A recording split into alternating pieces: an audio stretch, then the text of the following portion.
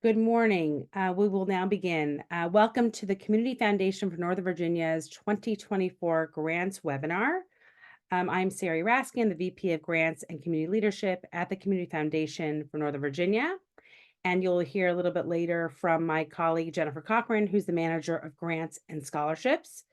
Today is an overview of the Community Investment Fund, the Ross Robert Fund for the Arts, and the Environment Fund. These are our core discretionary grant processes that will all take place this spring from January, basically through the end of March. And we will be going through each of the funds and the important dates and a change in some focus areas, a refining of focus areas. And hopefully most of your questions, excuse me, will be answered today, either from our FAQ document, which you will see later on in this presentation, and we will also be sending out both the recording and the FAQ document after the presentation. So welcome. So for those of you who are not familiar about the Community Foundation, our vision is to build a community that works for everyone. We do that through, we also work to advance equity across Northern Virginia through philanthropy and community leadership.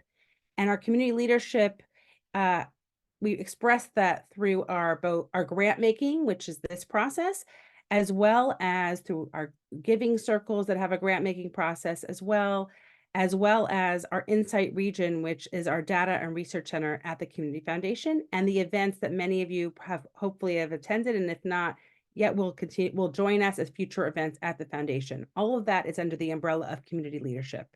Our service area is Arlington, Fairfax, Loudoun, and Prince William counties, and then the cities of Alexandria, Fairfax, Falls Church, Manassas, and Manassas Park. We have grown tremendously over the years. We started in 1978, and as you can see, both our grants and scholarships have grown in impact over the years. We have hopefully created more accessibility for the nonprofit community to apply for grants, and both students and organizations have benefited from that, and we hope to continue to grow. And as you can see, our Community Investment Fund grant making, which is the core of process at the foundation, our generalist funding mechanism, has grown over time, and it is largely in part to our permanent fund, which is our endowment that we have grown since 2017. And as you can see, from 2017 until today, that endowment has allowed us to have a base amount of funding available aside from our annual fundraising that we do. So, for example, in 2023, we had $406,000 from our contributions from the permanent fund that allowed us to give out more grants than we had ever had before. And we will hopefully continue to do that. And the beauty is that the permanent fund will always exist and will continue to grow, hopefully, and will meet the needs in the future as needs, of course, continue to develop in the region. So some highlights for 2024. As I mentioned earlier around community leadership, Insight Region, which is our data and research center, has really informed the work that we are doing at the foundation, including through our grant making. So hopefully you've seen our Insight Region reports, and I encourage you to go to cfnova.org and read our reports. But through the research and data that it's been done over the past few years through Insight Region, we have refined some of our focus areas. So this year, I'll be talking about this in a moment, we refined our Child and Youth Development Fund, our Education Fund, our Latino Engagement and Achievement Fund, our Mental Health Fund, and then our Safety Net Fund. We also created, based on research and talking to community, we also created a tiered funding model for the Safety Net grants. And we have both grants that will be larger grants in size, around 30,000, that will be given to organizations for navigation services, because we've learned that the services may exist, but managing and working through the system to gain access to those services is very challenging. So there'll be grants for navigation services, and then there'll be $15,000 grants that are for direct services, as we have traditionally done. I'll be talking about that in a little bit. We've also, I'm thrilled to announce, we've also increased our funding for the Environment Fund. We're going to be giving out $100,000 this year. And it will be a tiered funding model based on budget size. So grant size will be a reflection of budget size. And I'll be explaining that in a little bit as well. So for 2024, our spring grant opportunities are similar to what we've done in the past. Our community investment fund are those areas: aging, child and youth development, intellectual and developmental disabilities for the third year, education, our Lamont fund that is focused on the Route 1 corridor, the Latino Engagement and Achievement Fund, the Mental Health Fund, our Military Personnel and Their Families Fund, and then Safety Net. And then we'll also be offering our Environment Fund and our Ross Roberts Fund for the Arts as opportunities to apply for grants. 2023 was a banner year for the foundation. As I described earlier, our permanent fund is allowing us to, in addition to our fundraising, allowing us to really make more of an impact annually. And last year was exactly that. It was the largest funding to date that we've done. 707,000 was awarded to 42 nonprofits. And as you can see, very competitive, especially the CIF and the Ross Roberts Fund for the Arts were very competitive. We think that the Environment Fund this year will be even more competitive, and will hopefully offer more opportunities for more organizations to apply because of our new tiered funding model. I also want to mention quickly, in each of these areas, you can see we've had a huge number of volunteers that help us every year. We are so appreciative of community members and donors and issue area experts who come together and really help us review the applications and then provide feedback, hopefully to all of you, if you're interested in hearing afterwards, if you're not funded, about what their impressions were of your applications and some of the questions that they had that could potentially strengthen your application for the future. So 2024 criteria: as in the past, applicants must be 501c3 organizations. Grant requests for the Community Investment Fund are for general operating support. For the Ross Roberts Fund for the Arts and the Environment Fund, they can be either general operating or program support. Applications for capital improvements, endowments, or scholarship awards are not going to be considered. Grants will be made to organizations in the geographic area that I described earlier, and one application per applicant within any of those areas. So again, one application from your organization will be accepted. And we appreciate in advance, I will say, thank you for submitting your applications on time. We are not going to be accepting any late or incomplete applications.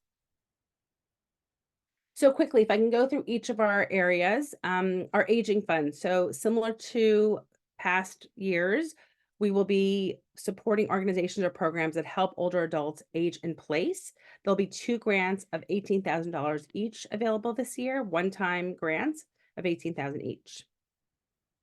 Our Child and Youth Development Fund. So as I mentioned earlier, Insight Region has really informed the work that we're doing. And one of the things that has changed around the Child and Youth Development Fund is that we have decided to focus on 3 core areas: after school programs that focus on academic achievement, mentorship, and leadership development. We are also going to limit the applications to organizations with budget sizes between $150,000 and $4.5 million.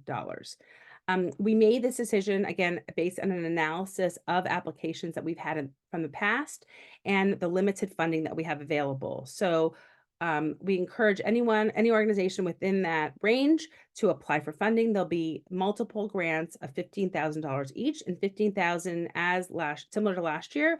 $15,000 is our minimum grant that we offer here at the foundation. Our Intellectual and Developmental Disabilities Fund is in its 3rd year. We again are going to be focused on job training for individuals with developmental and intellectual disabilities. There'll be 1 grant of $18,000 each. One grant, sorry. The Latino Engagement and Achievement Fund. So this is an example also about some research that we did and just talking to organizations within this space. What we heard over and over again is that organizations that provide leadership development programs and English learning programs lead individuals to civic learning, helps identify basic needs that we could potentially support, and help individuals navigate the systems. Again, the common theme of navigation we're hearing, and we're trying to apply it also to the Latino Engagement and Achievement Fund. There'll be 1 grant of $15,000 this year. The Education Fund, another example. We went ahead and looked at our Insight Region data and talked to people in community and made the decision to focus on Early childhood education, which we've done in the past, but then also this year focus on basic math and English literacy skills to prepare adults for certificate, job training programs, community college, or university education. Again, organizations within the range of $150,000 to $4.5 million are eligible to apply, and there'll be multiple grants of $15,000 as well. Mental Health Fund. So many of you know that we host our Shape of the Region conference 2 years ago, and it was focused around mental health. We continue to be dedicated and committed to this issue, and we will be funding, again, 3 grants of $25,000, which is an increase. We have not funded to date this level, so 3 grants of $25,000 each. And the grants will be made to organizations providing mental health services to children, young adults, and/or families who are from lower income households. Again, organizations within this budget size that we've been describing are eligible to apply. Military personnel and their families fund, similar to the past, nothing is changing. We're focusing on emergency assistance and workforce development job training. There'll be 2 grants of $20,000 each available. The Lamont Fund for Children and Youth, once again, very broad, as you can see from a focus area, a lot of options around services that are being offered. Again, and the geographic focus is in the city of Alexandria and in Fairfax County, south and west of the city of Alexandria, along the Route 1 corridor. And again, we're very fortunate to have an endowment that's focused specifically on the Route 1 corridor and children within that geographic area. Safety net. As I mentioned earlier, we will be doing something a little different this year.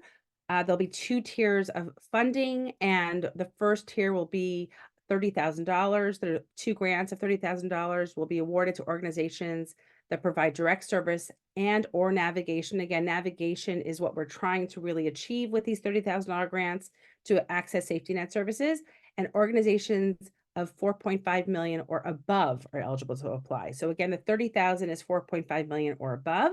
Multiple grants of 15,000 will be awarded, though, to organizations still providing direct service or navigation. But then again, that is within that range that we've been describing, this 150,000 to 4.5 million are eligible to apply for those grants of 15,000. Again, 2 grants of 30,000 will be available, and then there'll be multiple grants of $15,000 as well. The Environment Fund. So as I mentioned also earlier, we are thrilled that this year we are going to be increasing both the focus areas, as you can see, based on research and talking to people in the field. We've increased those areas a bit, including watershed management and workforce and climate. And we will be also having the 3 different tiers of budget size, grant levels related to budget size. And then we also ask that organizations with budgets over 100,000, so the organizations that are applying for $10,000 or $20,000 grants, that they demonstrate that they're collaborating or will be collaborating with a government entity, either local, city, county, or regional within Northern Virginia. Then the Ross Roberts Fund for the Arts. We're thrilled that once again, we will be offering grants through this tiered model as well, and it will be focused around performing and visual arts. I'd like to now, Jennifer Cochran is a little under the weather today, so we have a recording of her that will take us through the next part of the presentation. Thank you, Sari. So as Sari mentioned, the portal, we utilize a website called Found It. And so a lot of you might be familiar with the website, but when you first log in, if you don't know if you have an organization profile or not, please contact us and we can assist you with making that happen. But just a little bit about the grants process. When the application that you're submitting is completed, we do conduct an internal staff review of the applications to make sure that it's completed, that the organization is 501c3, to ensure that all the financial documentation that's been requested is there. And then all of the applications that are complete and eligible for committee review do move into an evaluation process. And we're very fortunate that over the years, we have worked with many subject matter experts and volunteers, community leaders, and donors who participate in this process with us.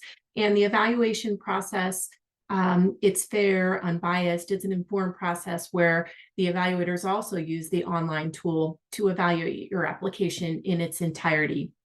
And we do conduct a committee review where all of the applications are scored and evaluated fairly. And we do make a note that we're able to share committee feedback after the process with any organizations that perhaps did not receive funding. We can offer feedback from the committee with them following the process. Next slide. And then here is a link to the Foundant online system. Don't panic. You can also get to this link by going to our website, as Sari mentioned, cfnova.org. You can access the grant application system there as well. And there are a number of tutorials. So if you're having any trouble, you can look at the tutorials. There are video and written tutorials to help walk you through the process and how to fill out an application. And then, as Sari mentioned, the application. So this year in the Foundant system, when you log in, you will see 4 separate applications there.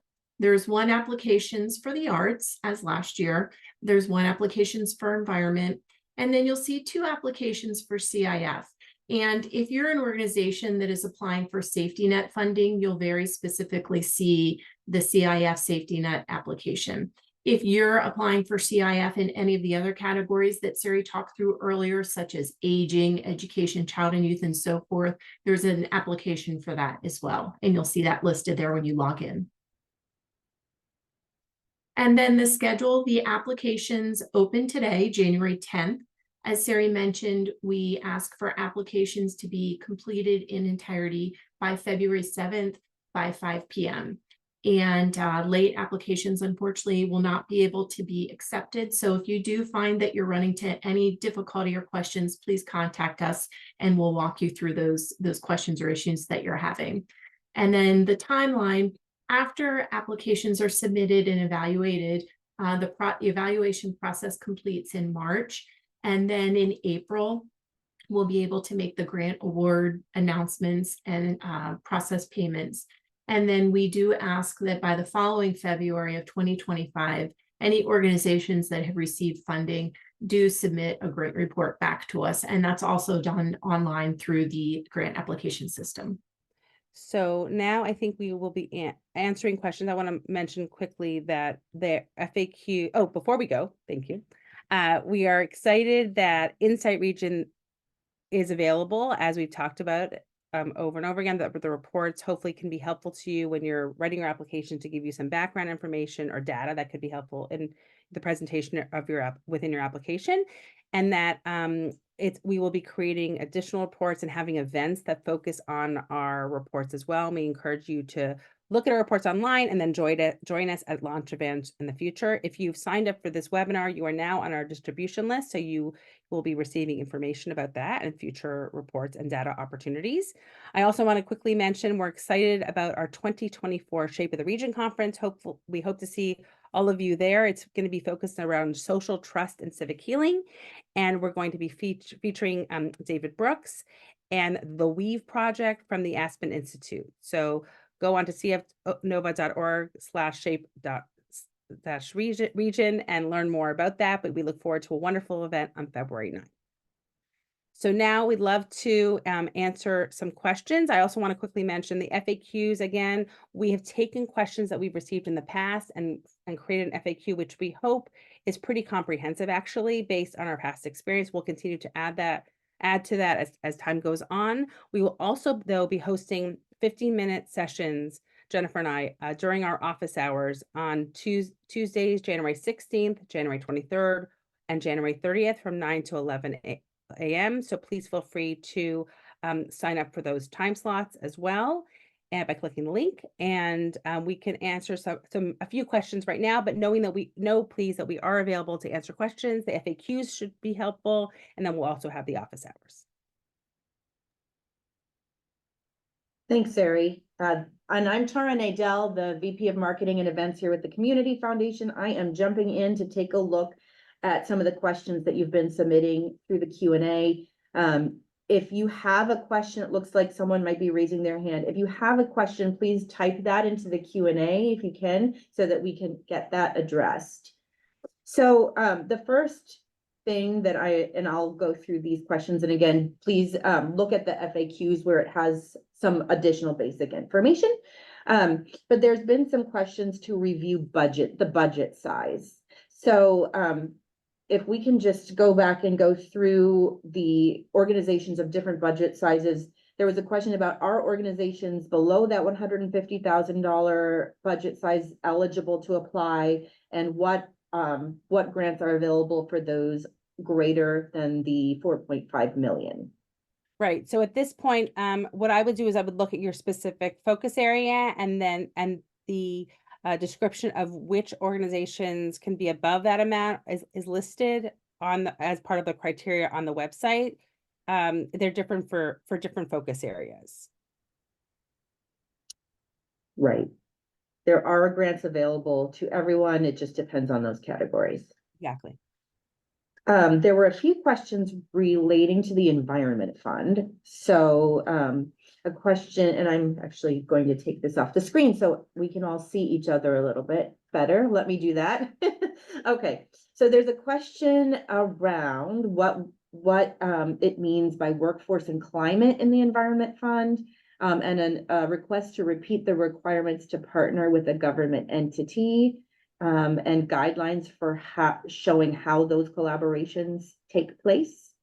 So the collaboration will be demonstrated through an MOU that you will have with a government entity that you could submit with your application. When we talk about workforce, we're talking about green jobs. By the way, very general. We're constantly learning about the environment space, and I would say to you that if you have an organization that fits within those focus areas that we've described, please apply. We are really interested in learning more about this area and becoming more educated about who is providing what types of services in the region. Great.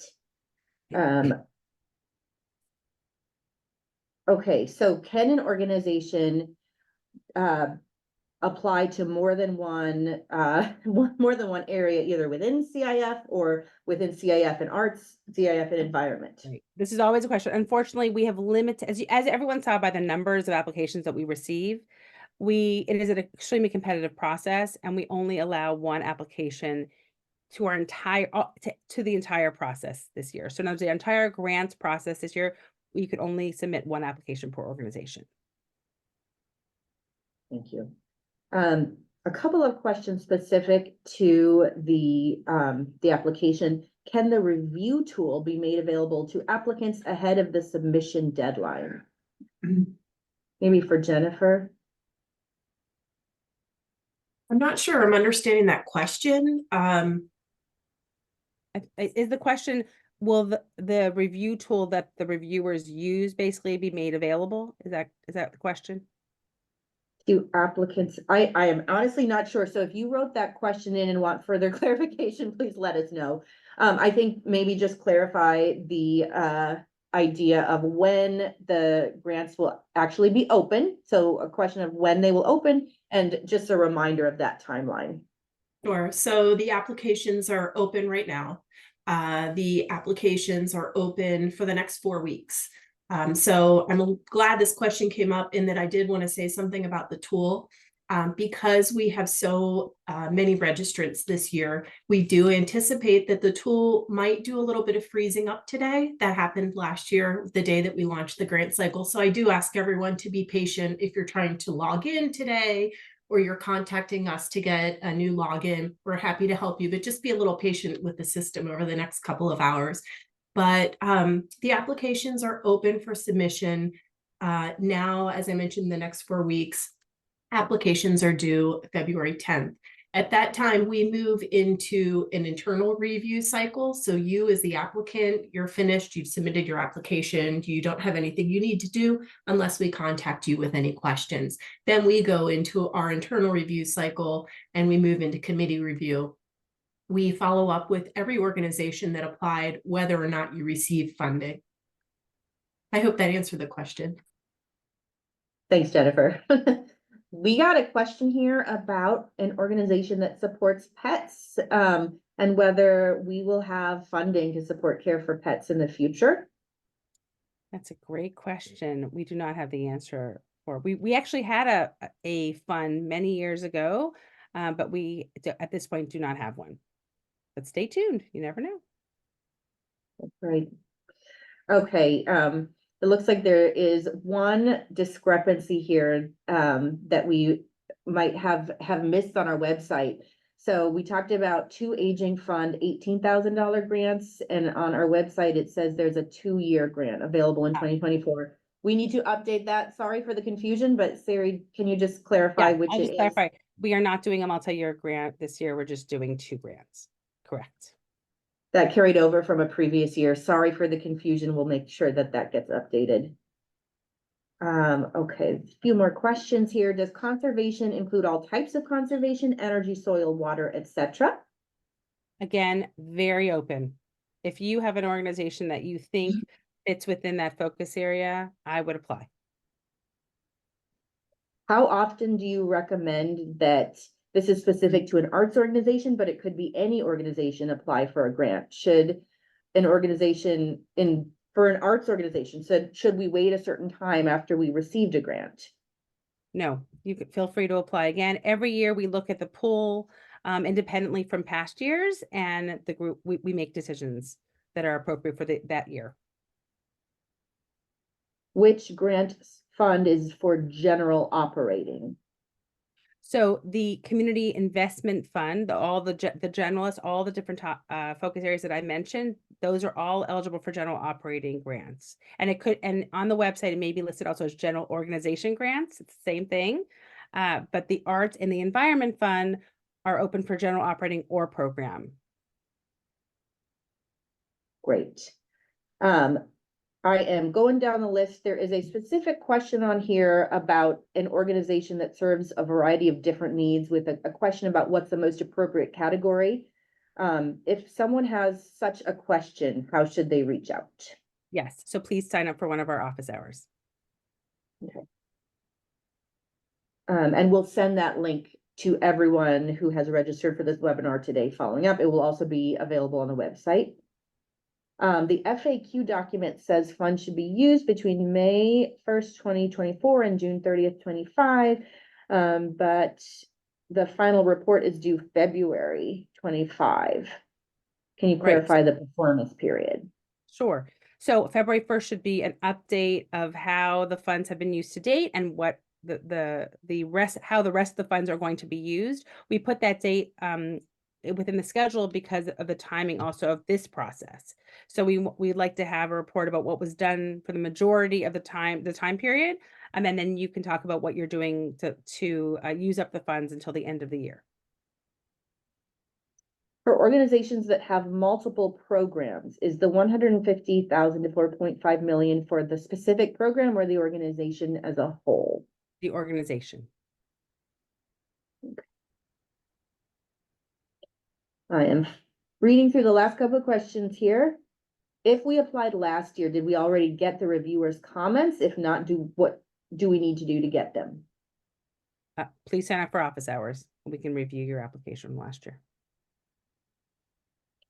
Okay, how many safety net applications do you typically receive, and how many are typically awarded? So many safety net applications. We're hoping, and it's very competitive. So the numbers have been extremely large. This tiered model is our attempt to hopefully, again, it's a learning experience, but hopefully to create a level playing field for organizations, and that you're comparing apples to apples in some ways or to organizations, but then also potentially, because of the limitations of the budget size, we will have a less competitive process. It may not occur. And we are continually trying to improve our processes and figure out the best way to move forward, knowing that we have limited funds. So that is our story this year, and we will be reporting out what happens after this year is complete. Thank you. This is an example of an organization that has different locations with different budget sizes. So not only local, but regional, national, international. the Virginia location falls under the 4.5 million, but the organization overall doesn't, would it be eligible for a grant within the 150 to 4.5? That is a great question. I think that if your organization size is that large, why don't you sign up for an office hour? We can talk more and we can learn more about what your service area looks like in Northern Virginia and how it fits in. Okay. I'm seeing more and more questions particular to individual organizations and how you might fit within the criteria, how you might have a question about letter MOUs. So many of these specific questions to you are what are appropriate for those office hours, so you can get that personalized guidance. Is the budget for fiscal year 2024 and not based on your prior year financials? We'll be asking for prior, present, and projected. Okay. General fund can be for child and youth development. I'm not exactly sure what that question is. I think general child and youth development is one of the community investment fund categories that is taking general operating applications. Yes. For the Lamont Fund, are there organization restrictions, min-max? Again, each of the fund areas within community investment funds, as well as arts and environment, on the criteria on our website list the specific limitations, budget sizes, etc. So once you get the links to our own website on that, check that first before you start your application. Yes. Okay. There's still a few more. I'm just looking through them. Does the foundation organize any peer learning opportunities or other methods of capacity building for small nonprofits? At this point, we do not. Stay tuned. Okay. Grants are for one-time grants, not multi-year grants. Is that Correct. Correct. Does the foundation require a certain number of years of financial reviews to be eligible? No. And if a prior year income was over 4.5 million, but this year is under, are we eligible to apply? Let's have a conversation. Okay. That is the end of the Q&As. I know there were other conversations happening in the chat. We encourage you to review all the documents we'll send out, sign up for those hours if you have additional questions. If you have application support needs to get logged in or anything else, that's where Moses Ulam is available, and his contact information is going to be sent to. So Sari, Jennifer, any closing remarks? No, we look forward to receiving applications, and we are here to support you both from a technical perspective and getting into the system, but then also answering your questions as well. And thank you very much for participating. Thank you, everyone.